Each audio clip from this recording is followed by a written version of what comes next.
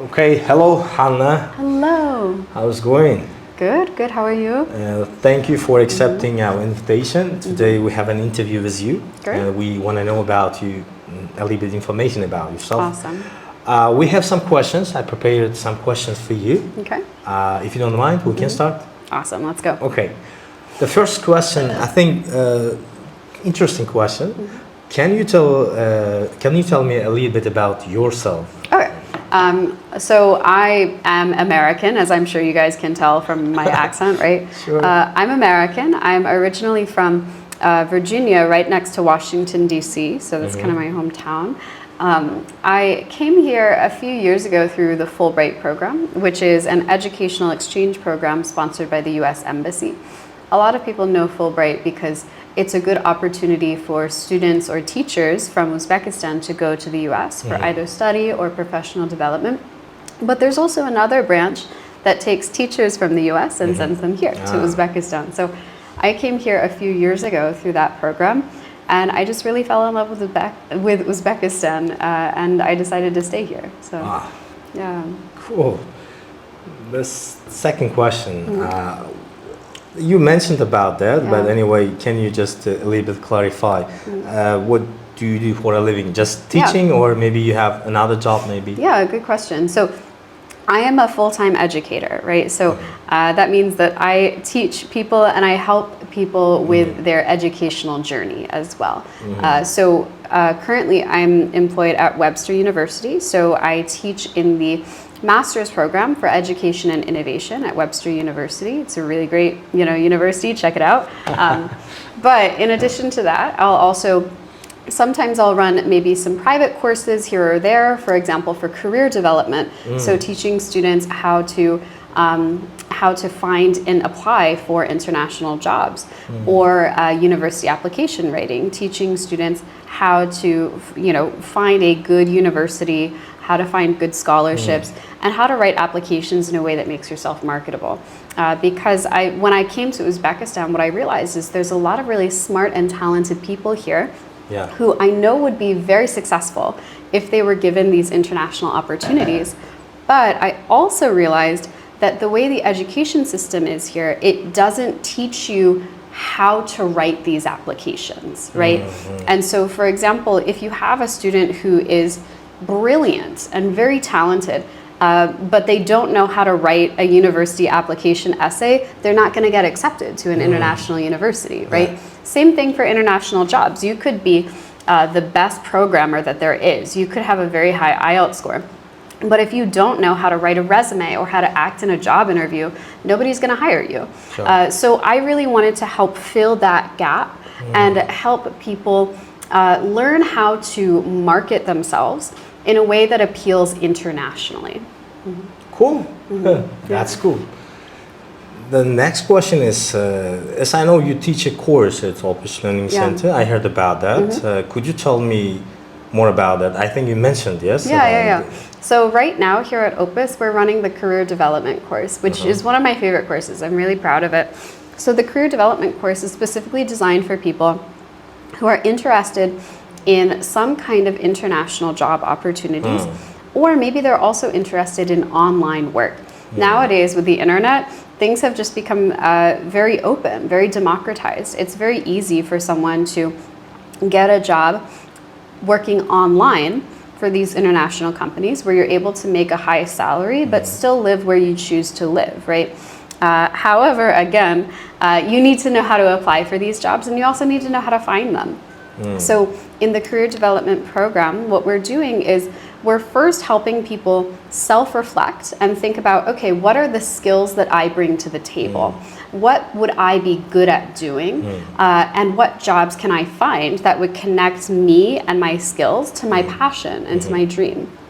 And then once we sort of do that self-reflection, then we'll find what are some specific jobs that I could apply for. We'll actually go through some different websites for finding jobs. We'll go through how to write a resume, how to write a cover letter, how to act in a job interview. And then by the end, you'll have a full portfolio of documents that you would need to actually start applying to real jobs. Cool. That's cool, I'm impressed. My question is another question.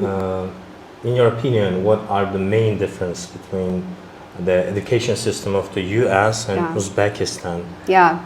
So I think, I've been here for a couple years now, so I've observed several differences, but I think one of the main differences is that I think the Uzbek education system prioritizes getting the correct answer, whereas the American education system prioritizes going through the correct process. And just let me give you a quick example of that. So. Okay. My father in the US, he's an engineering teacher, right? So he's a teacher at a university, and for his final project, after the students have learned all of these engineering concepts and terms and all of these different things, their final is not an exam. Instead, he tells them, I want you to walk around for 24 hours without using your left hand. And I want you to think about all of the problems that you encounter. And then after doing that, I want you to design some tool or some product that helps people with disabilities interact with the world. And so for him, his students, their final project is about going through the process in order to understand how engineers see the world and how they actually create some new product, right? Whereas I think here in Uzbekistan, it's much more test-oriented, yeah? So it's more prioritized that you take an exam and that you give the correct answers. And you could test engineering with an exam, right? You could say, okay, what is this term? What is this term? How would you do this, right? You could do it via an exam. But I think in America, we've switched much more to a project-based model. And at Webster University, which is also an American university, I do the same thing for my students. Their final is not an exam. Instead, their final is always some sort of product that they have to do, and they have to demonstrate to me the process that they went through to get there. Yeah, this means that using your knowledge, skills in real life, making some projects and helping to society, you mean? Exactly. I think the American education system puts more emphasis on application of knowledge, whereas the Uzbek education system puts more emphasis on the obtaining of knowledge, if that makes sense. Theoretically. Yeah. Great. That's cool. Other question about what the easiest and quickest way of learning English. Actually, I know that there is not any kind of quick way to learn English, but anyway, maybe you know some tips. Yeah, of course. I think we would all love it if you could wave a magic wand and then all of a sudden speak English, right? Sorry. But there are some things that you can do that I think makes it a little bit easier and a little bit quicker. So first off, my advice is find something that you're interested in and then do it in English. Sometimes people will ask, what is the best book that I can read? Or what is the best thing that I can listen to so that I can improve my English? And my answer is always the one that you're actually gonna read, right? So let's say, for example, if you are really interested in science fiction books and I recommend you, this is the English textbook that's the best textbook, or I say you should read the dictionary. It's boring, you're not gonna do it, right? You shouldn't, yes. Yeah, but if you're really interested in science fiction books, there's so many awesome science fiction books that are in English, right? So in that case, yeah, you're practicing your language skills, but you're also interested in the book itself.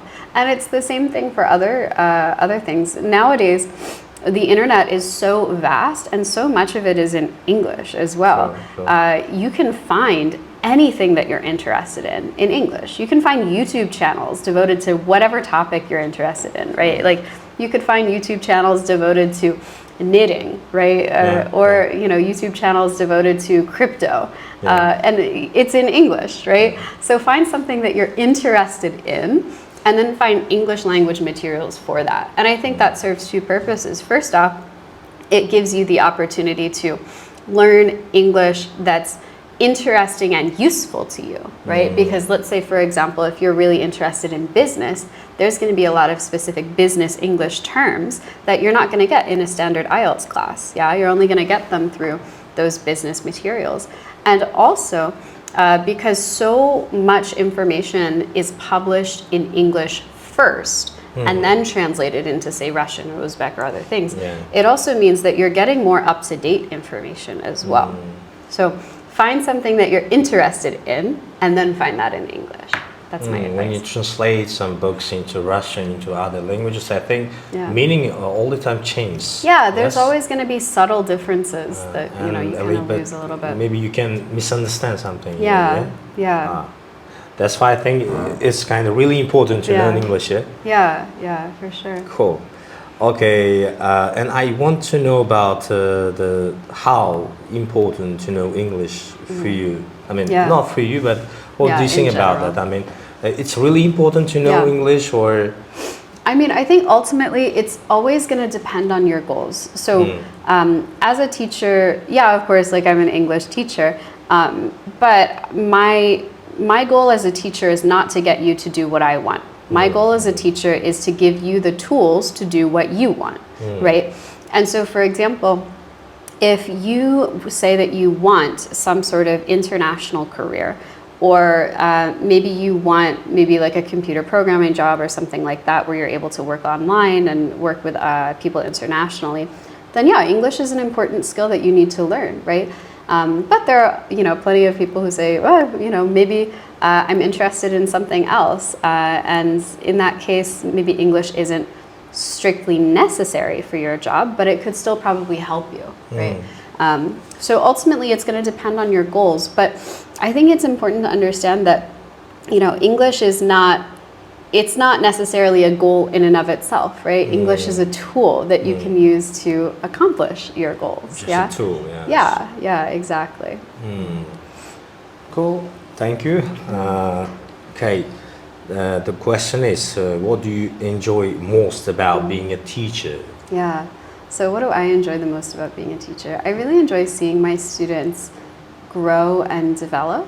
And I enjoy seeing all of the different things that they could become, right?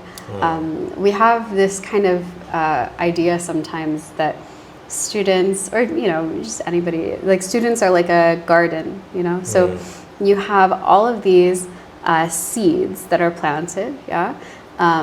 But you don't know exactly what the flower is going to look like, right? As a teacher, you're responsible for making sure that the soil is tended to, making sure that it gets enough water, making sure it gets enough sunlight. But you can't control how many petals a flower is going to have. You can't control what color a flower is going to be, right?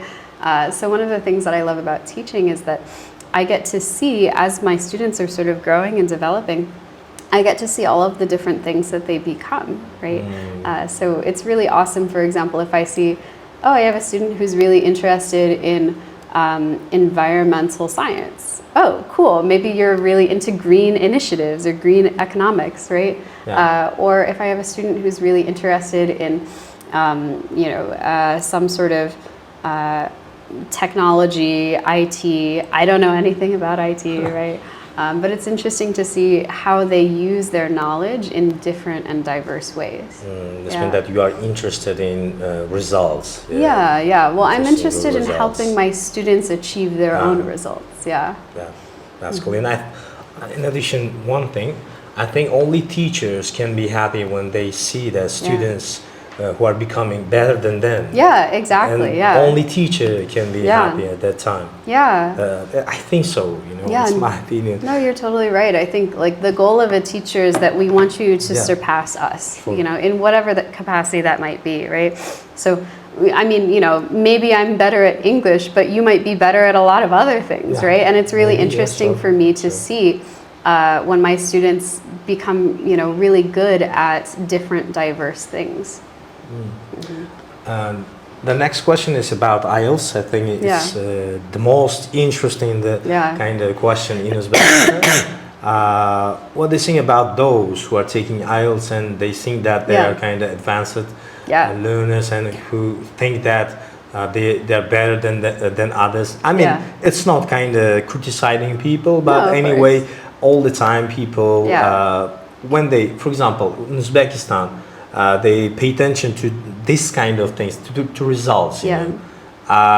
What do you think? It's a kind of real test or maybe, I don't know, fake one? So IELTS has a lot of good advantages. So it's an international exam. And you know, I've looked into the way that IELTS is structured, the way that they measure the scores, and I do think that it's a good measure of your English proficiency. So it's a good exam in and of itself. But I think the problem is more that people tend to overestimate how important it is. Yeah. So for example, there is this persistent myth that I'll encounter where students have this idea that if I get an 8.5 on IELTS, I'll be accepted to Harvard. And it's like, no, like, No way. no way. Like Harvard cares about so many things and your English is just one of them, right? So oftentimes when I'm trying to explain to my students, it is true that universities, if you're applying for an international bachelor's, master's, PhD, whatever, they do ask for some English proficiency test. That can be IELTS, that can be TOEFL, it can be Duolingo, doesn't really matter as long as you have some sort of English test. But I try to explain to them why they're asking for the test, because ultimately it's like that number is not the most important thing to them. What's important for them is, can you listen and understand your professors when you're in your classes? Can you interact with the other students in group discussions? Can you read and understand your textbook and all of the assigned readings that you have to do? And can you write essays so that you can be, like, basically the reason they ask for English exams is because they want to know that you have enough English to handle all of the basic things you have to do in a fully English university environment. But let's say, for example, if a university requires a 7 on IELTS, and you have one student who has exactly a 7, and then another student who has an 8.5. The university really does not care. Like, that difference doesn't matter to them. As long as you have that sort of minimum score, they're going to look at other things. They're going to look at, what are your extracurriculars? What do you do after school? Like, you know, between the time when you finish school and you go home for the day, what do you do? Yeah. They're going to look at, do you have any leadership skills, any leadership experience? Do you have any projects that you've worked on, that you've created yourself? What is your community impact? How do you help other people, right? They're going to look at so many other things. And, you know, I think your IELTS score really is just a binary. Do you have it? Do you not have it? And then if you have it, then, okay, let's look at the rest of your application. Let's look at your essays. Let's look at who you are as a person, right? Yeah.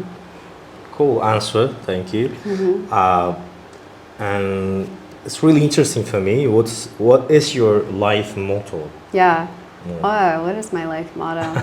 Oh, what did I say last time? Okay, so I think my life motto, we have this saying in America. We'll say that, oh gosh, what was it? Oh yeah, okay. So the saying in America is, if you want to make God laugh, tell him your plans. So that means that you can plan out the perfect life, right? Let's say that you're a student right now and you've already planned out, I'm going to study really hard, I'm going to get an 8 on IELTS, I'm going to apply to, you know, a really great university, I'm going to get accepted, I'm going to do a master's program, and then I'm going to work for Google or Apple or some of these companies. You could have a really awesome plan. But sometimes things happen that are outside of your control, right? Maybe you do have a really awesome application, but you still get rejected from the university. It happens, right? Or maybe, you know, something happens and you maybe you become sick. Maybe you don't have enough money to afford that university, right? There are a lot of different things that happen in life that you can't necessarily expect or predict, right? But I think that's one of the reasons why it's good to be present in the moment that you're in. It's good to be thankful for all of the blessings that you have, right? And it's good to be flexible and open to new possibilities for the future. Oh, Yeah. thank you. The question is, what is your opinion about Opus Learning Center? Yeah, I think Opus Learning Center is awesome. So I actually first found out about Opus because I ran into Malika Opa at some conferences and events, and I was super impressed with her. You know, teachers are a mixed bag, right? I mean, all teachers are wonderful, yeah?